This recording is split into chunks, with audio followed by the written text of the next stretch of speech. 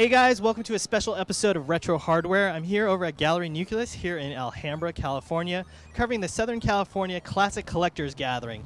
They've taken over the art gallery. There's over 30 classic arcade games, a bunch of classic consoles and games. There's even a trading room upstairs where collectors can buy, sell, and trade their games. So come on, let's check it out.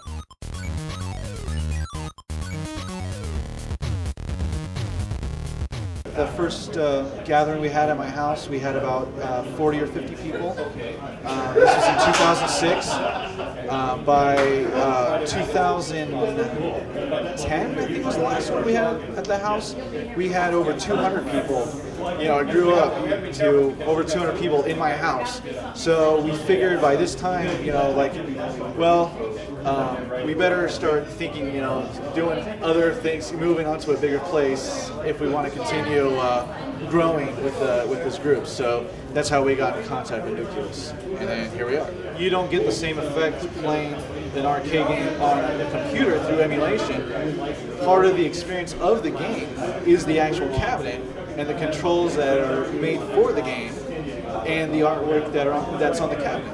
And you don't get that same feeling when you're just sitting on your desk at home and you're playing it, you know, through emulation or whatever these retro packs come out. Like Namco's always re-releasing those games all the time. It's like it's cool that they do that, but at the same time, you don't really get the feeling of when it was like being in an arcade, being in the environment of an arcade, and everything with the cabinet artwork and the sound effects and the ambience of everything. And you know, an arcade is more of a social event. I mean, you're there with your friends. So do you have a personal favorite, or do you have a personal grail that you own that you love to show off? I have a couple grails.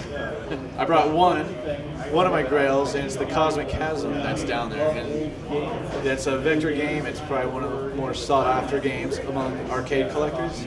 They didn't make very many. And that's why it's so collectible, because, you know, like all things that people collect, the things that didn't succeed are the ones that are more collectible because no one bought them. And in the arcade world, if a game never gets played, they don't make that many.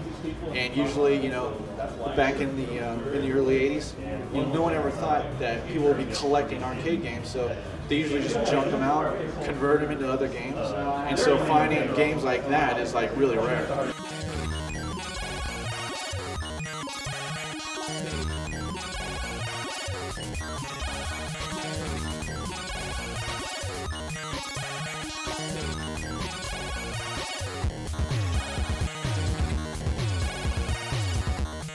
The Intellivision was Mattel Toys' answer to the Atari 2600. They introduced it in test markets in 1979 to see how it would go, and it went really well. So in 1980, they rolled it out cross-country. This is the console, famous for being the first 16-bit processor of any computer system. Myself, I was one of the programmers at Mattel. I did a game called Tron Solar Sailor. I was in charge of Hover Force, Shark, Thin Ice, a number of other games there. I put together a group in the late 1990s, 1997, and we bought the rights to the system and have been bringing them out. You know, first we brought out our PC version, and we've done versions on the PlayStation 2, on the Xbox, and our exciting one now is that we're really happy about is our DS versions. And it's finding new fans every day. I mean, originally we thought, 10 years ago when we started this, we thought, well, nostalgia, people will remember the old games. But people are showing these games to their kids and saying, this is the games I learned on. And the kids are going, oh, it's kind of fun. We have Intellivision both on the iPhone, and we have it on the iPad. The iPhone version is free for the first game, for Astro Smash. You want to play Astro Smash for free? Go online. It's been published by VH1.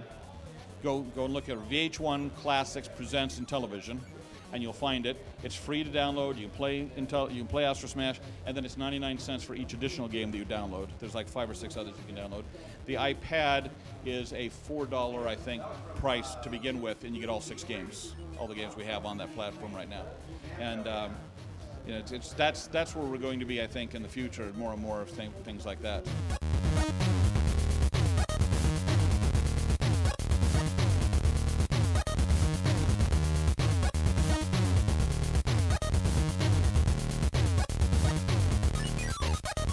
Hey guys, I'm here with Mike Kennedy of GameGavel.com.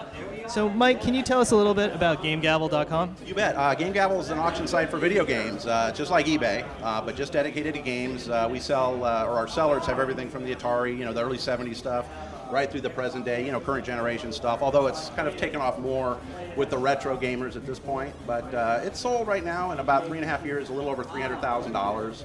And we've got some great sellers on there, and pretty much they're all collectors like all of us.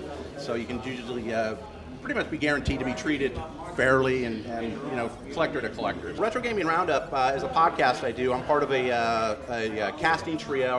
We've got a guy over in the UK and a guy in Washington. So the three of us started this show back in February of 2 years ago. And essentially it's about a 6 to 7 hour monthly podcast dedicated to classic and retro gaming. We've interviewed pretty much all of the gaming greats, the luminaries, clear back to Ted Dabney and Al Alcorn, Keith Robinson, who you guys just spoke with, and the Activision guys, everybody in between.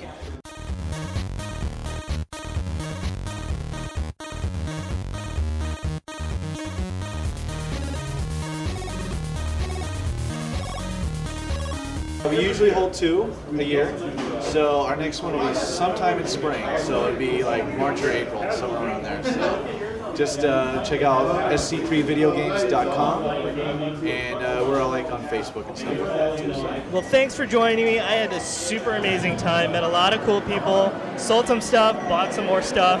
So we'll see you again next time on Retro Hardware.